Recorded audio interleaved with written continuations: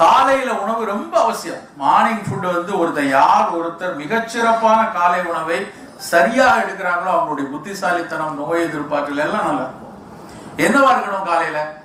ஆச்சாரக்கோவை என்று ஒரு தமிழ் நூல் இருக்கு. அவங்க சொல்றான், காலையில ஒண்ணு நல்ல தித்திப்பான பழங்கள், இல்லைன்னா ஆவியில் வெந்த உணவு, 2 தான் காலையில மிகச்சிறப்பு. தித்திப்பா உள்ள பழம் வாழைப்பழம் மிகச்சிறப்பு. காலையில பிரேக்ஃபாஸ்ட் உங்க வீட்டுல அவசரத்துல கிளம்புறீங்களா, 2 வாழைப்பழத்தை சமைச்சு சாப்பிட்டுட்டு அப்புறம் கொய்யாப்பழத்தை சாப்பிட்டு ஓடும், தப்பு இல்லை. இல்ல கொஞ்சம் நிதானமா இருக்கா, 2 பழம், கொஞ்சம் சிவப்பரிசி அவல், ஒரு இட்லி, ஒரு பொங்கல், ஏதோ கையில இருக்கோ அதை எடுத்துக்கொள்ளலாம். ஆவியில் வெந்த உணவும் பழங்களும் நம்முடைய காலை உணவா. குறிப்பா நம்ம வீட்டுல குழந்தைகள் இருந்தாங்கன்னா நிச்சயமா அதை கொடுக்கணும். முதியவர்கள் இருந்தாலும் இதுதான் மிகச்சிறப்பான